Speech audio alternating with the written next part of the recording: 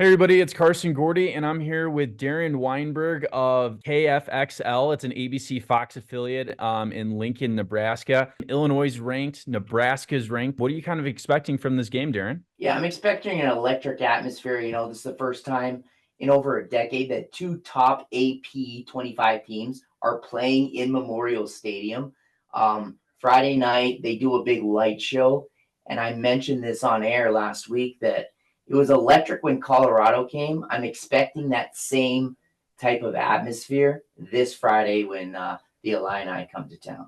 Well, Illinois actually gets kind of a cool thing that they get to be a part of. Isn't this Nebraska's 400th consecutive sellout? I mean, that's a streak that dates back to 1962. That's when my dad was born. Yes, it does. And we're actually getting a guy for our pregame show to talk about that. He actually scored the very first touchdown back in that game in 1962. So it's a pretty cool story. I'm going to maybe ruffle some feathers. It's a 400 consecutive sellout. That's true. But the seats have not been full. I'm just going to throw it out there for the last decade. It's been sold out ticket wise, but selling wise, no. Oh, well, I will say and I was about to ask you about this because, somebody that loves the history of college football, you looked at, Delaney, and then you looked at Tom Osborne, and I know Frank Solich got fired, but he was a pretty good head coach. I mean, it was shocking to see where Nebraska went under Mike Riley and Scott Frost. Scott Frost seemed like the home run hire of all home run hires. It didn't work out. And I think it's good for college football. It does seem like Nebraska has taken the corner with Matt Rule. Well, they got their guy with Matt Rule. Matt Rule in year two at every program, whether it was Temple, Baylor, he turns it around, and he's proving it once again as they're off to a 3-0 start, their best since 2016. Like what's taking Nebraska to that next level is they finally got that quarterback. When you think about Nebraska, you see Taylor Martinez, he's a good runner, or Tommy Frazier, great runner. I mean, Raiola is a serious thrower. Like, what have you seen from him so far? So I'll give you a quick little backstory. It's kind of cool because obviously his dad played offensive line for Nebraska. His uncle is the defensive line or offensive line coach for Nebraska. So he has ties in Nebraska. He played all around. He was a 5-star recruit. He started in Arizona his junior year. He then moved to Georgia because he had already committed to Georgia. He's a 5-star recruit. Well, Matt Rule and Nebraska never gave up on him, and they brought him for a couple of visits. And last year, he was hooked. He always said it was a dream of him to come back to Nebraska and restore them to glory. Well, guess what? My guy's 7 touchdowns, 1 interception, throwing for over 250 yards a game. Yeah, I would say he's probably done that. No, I think he's doing pretty good. We just talked to the defensive coordinator today for Illinois, Aaron Henry, and we're like, how do you compare the 2023 Nebraska-Illinois game to this year? And he just kind of smirks because last year was a 27 game. It was super ugly. There was like 8 combined turnovers. What he said about Dylan is like, sure, like it says that he's a freshman up on the paper, but the guy was the top rated high school recruit. And he was like, if you wouldn't know, the way he acts, the way he throws, he looks like a junior or a senior. Have you seen him just kind of have a mature presence? Yeah, there's a couple plays. One I will reference last week against, again, Northern Iowa. They're not world beaters, but they're 23rd in the FCS, and FCS it's comparable. However, he got him checked down. He checked down. He called 3 guys were going to blitz, checked it down, goes from under center to shotgun, stands there. They're running at him, and he literally stands there, jukes them, runs around, and throws a 50-yard pass across his body to Jalen Lloyd that I would say most seniors wouldn't be able to just see the pre-snap stuff. It reminded me, obviously, I'm not comparing him to Peyton Manning, but he was able to see that, and you're just like, wow, that's a freshman doing that.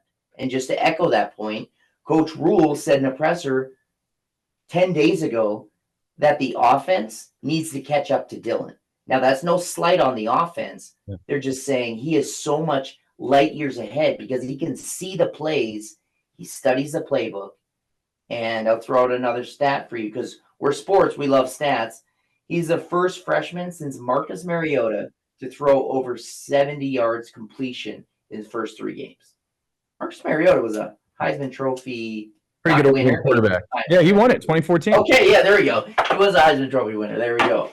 So, and that's the thing with Marcus. I mean, he made really good decisions. Like he didn't have interceptions, and that's the thing with Dylan. Like I thought maybe there was a couple throws against Colorado where, when I was watching the highlights, I was like, okay, that's probably a freshman throw. But overall though, like what you've just seen the past 3 games, because I haven't been able to watch every Nebraska game. Sure. How do you think he's handled blitzing? And then number 2, do you think Nebraska still wants to establish the run first and then go the play action pass? Like, do you think Dylan could throw it 50 times if he needed to? So again, 3 games, 3-0. UTEP, Northern Iowa, they're not world beaters. Colorado, they're still out. We don't know. The jury's out on what they are. They have given whatever the offense has or the defense has given, he has taken. By that I mean, if they want to stack 7 in the box, well, he's going to throw the ball, and that's what Northern Iowa did. He threw it. He picked apart their first drive. I think it was a 9-play, 80-yard drive. 8 of them were passes, including the touchdown, because they stacked the box and they wanted him to beat them. The next series, they wanted him to throw it. So what did they do? They ran it. They ran it down their throats. They have a 3-headed monster with Dante Dadell, who's a transfer from Oregon, Emmett Johnson and Ramir Johnson. And they're bruisers. Dowdell is kind of like the scat back.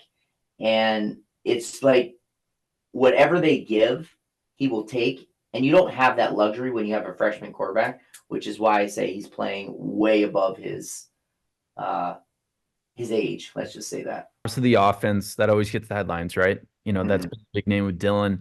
You guys have a really good defensive line, right? Yeah, Ty Robinson. Their front 4, literally, they've held 3 opponents under 10 points as far this season, right? And you can talk about they haven't played world beaters, but when you're able to hold teams, get out in front, and just rush the passer, it's essentially, it allows them to make the opposing team one-dimensional, which is what they've done. Now, here's some hope for the Illini fans. Northern Iowa gashed Nebraska between the 20s last week. Really? They did. However, they weren't able to punch it in once they got into the red zone. So, I would admit Illinois' got a lot better talent on the offensive side, but Nebraska did give up a lot of plays. They gave up nearly 400 yards last game. A big issue or a question that people have had for Brett Bielema is that the rushing attack just has not been as strong. Kansas, the Jayhawks bottled up the passing game. Like if Illinois doesn't get a pick 6 right before halftime, they might be on the losing end of that Kansas game. So I know they are trying to pick up that running game. So that would be pretty vital. I think it's good for the Big Ten that they're back. And I think it's going to be interesting. Illinois, on paper, you're seeing, hey, there's a freshman quarterback. Let's get some pressure on him. Let's get a couple interceptions. I mean, Illinois leads the country in interceptions. That's going to be the key to make Dylan uncomfortable. I see a low-scoring game. When you look at the Vegas line, they're kind of predicting a 24-17 Nebraska victory. I think it's going to be right around that ballpark. Like, I don't think we're going to see a shootout. I think we're going to see 2 physical teams, and which quarterback makes the big play during that third quarter. Nebraska has outscored their opponents 51-0 in the second quarter.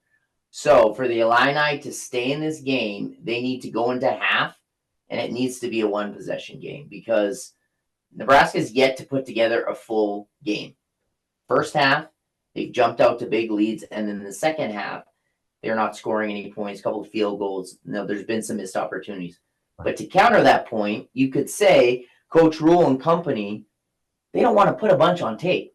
This is the start of the Big Ten season, and it's, 4th game in? So they kind of don't want to put everything on tape to start. So I think that's why they're like, a tale of 2 halves, you could say. But I think if Illinois wants to stay in this game, they need to jump on them early. I don't think Raiola is going to make too many mistakes, but our running backs are prone to fumble, so there could be a turnover either way. Whoever wins the turnover battle, as cliche as that sounds, probably is going to come away with the dub on Friday. Well, I Illinois' head coach Brett Bielema, he used to be at Wisconsin, right? He was a big rushing attack. Fun fact: I was in the wormhole on Google. 2014, he was actually offered the Nebraska job, but oh really? But he's stuck at Arkansas, so that I thought that was interesting. Oh, that is funny. He said this quote 3 years ago, and I always remembered it. He said, "If you pass for 250 yards, you have a chance to win. If you run for 250 yards, you are going to win." I think that's a big part, like just Illinois in general. You give up 300 passing yards to Raiola, you can't let that ground attack smack you around. And I think that's probably the same thing. Like if Illinois got their running game, I mean, it would take the offense to probably a different level. Big picture, Vegas does have Nebraska as an 8-point favorite. It's gone up to 10. It's gone back down to 8.5, but it's been fluctuating between 8 and 10. I don't know if you want to pick a point spread, but what is your kind of general vibe? Like, what are you kind of feeling about this game? My vibe. So, wise guys are smart. I equate them. I lived in Vegas. You like the sharp money. Yes. So I will go. I didn't look at the over under, but I would take the under if it's 43. 43. Yeah, I take the under, and I think Nebraska wins 21-10. 21-10. So they cover and the under. I don't think Illinois is going to be able to score. They weren't able to score last year, and the defense is better than they were last year. Now, granted, the weather was, if I remember right, the weather I don't think was the greatest. It was a Friday night game. It was kind of chilly, and that was 20-6 or something, right? Like it was 20-7. It was the worst game that Illinois played last year. That was the first 6 games. So in the first 6 games last year, Illinois was averaging 18 points a game. After the Nebraska game, they just hit a switch and they scored 30 points after that. Nebraska was the worst offensive game they played all year. And Luke Altmaier didn't play well. And last year, Illinois didn't have a lot of deep wide receiver threats. The big guy was Isaiah Williams, who's now on the Detroit Lions. He was great for a screen pass, but they couldn't go down the field. It's been big for Illinois. They got Pat Bryant, a wide receiver. He's really developed this year. He already has 4 passing touchdowns. And then they got a transfer from Ole Miss and UTSA. His name's Sakari Franklin. He actually leads all of college football in career receptions. He's been around for a million years. And he's played really well. He's the guy, 3rd and 4, Luke Altmaier needs a first down. He's going to target Franklin. He's done really well so far this year. Pat Bryant's going to be the home run guy. So when it's 2nd and 1 and they want to take a shot to the end zone, Pat's got the speed and the athleticism to catch that 50-50 ball. Now, Franklin can too, but Franklin's been more used as, hey, buddy, we need to get the first down so far. So I think this offensive passing attack for Illinois is really taking the next level. The big question is the running game, because it's hard to predict a motor for an offensive line. Like on paper, you got these 320-pound guys, you got J.C. Davis transferring, you got Getsky back. But it just, the past couple of years, sometimes the offensive line just doesn't click. And it's going to be tough against Nebraska if you can't get 120, 150 yards on the ground. I would agree with that. So with that being said, I will keep my original pick, but now I'm like, maybe you guys get 17. I would watch out for Franklin. I think that's going to be a big guy that I think he's going to have a better game than Pat. Okay. That's my gut. We've got a great game, 400 sellout, Nebraska taking on Illinois. Start of Big Ten play. The 3-0 Illini, what do they bring to the table this year that they didn't last year, my guy? Yeah, I think a big part was last year, the secondary was really banged up. They gave up a lot of passing yards because in 2022, Illinois actually had the number 1 scoring defense in the entire country. They had a bunch of NFL players with Devin Witherspoon, who's now a really good player on the Seattle Seahawks, number 5th pick overall.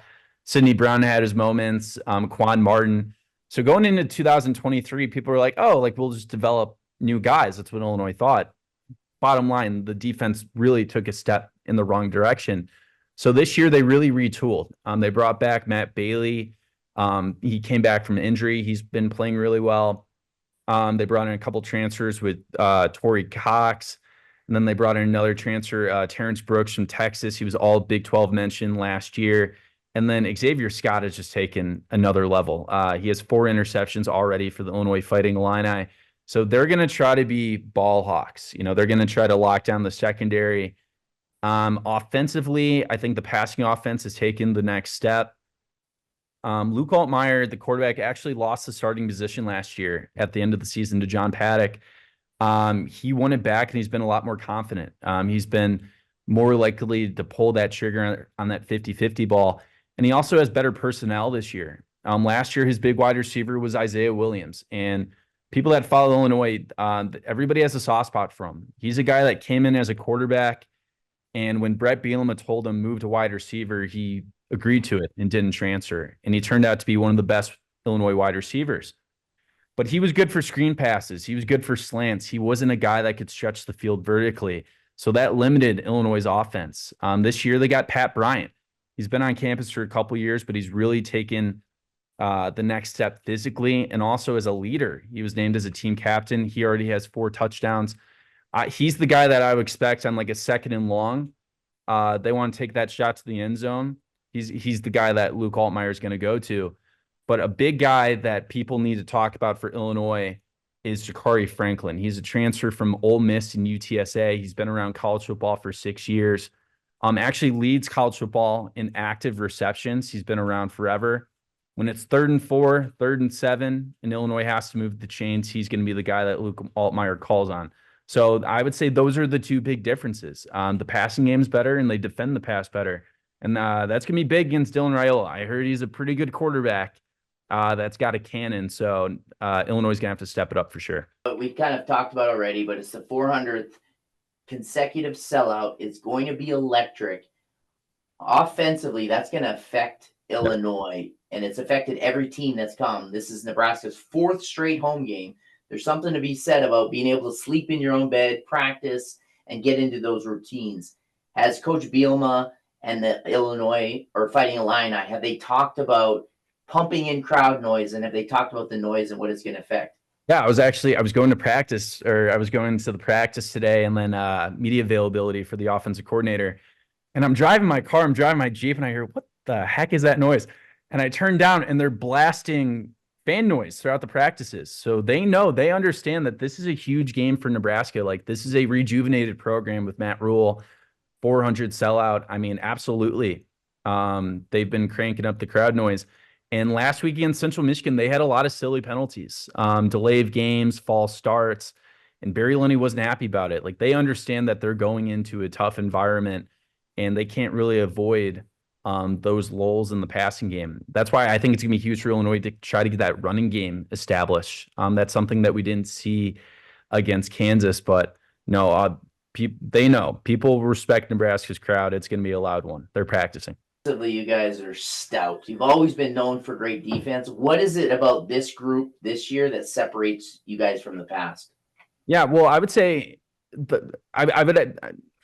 that's tough, because the one part I would say was the previous 2 years, they had a really good pass rush with these 2 NFL defense linemen, Johnny Newton and Keith Randolph. Their nickname was the Law Firm. They would stack quarterbacks like crazy.